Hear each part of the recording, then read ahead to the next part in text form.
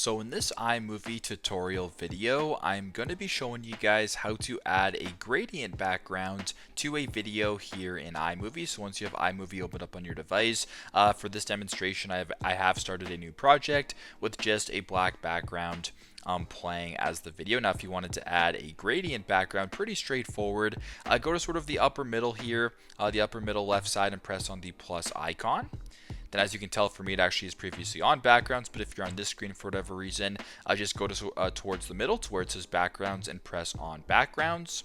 Now you have solid backgrounds, gradient backgrounds, and patterns. So if you wanted to add a gradient background, go to where it says gradient right here. And if we wanted to add sort of this light blue gradient, we can press on that, press on the plus icon right here, and there you go.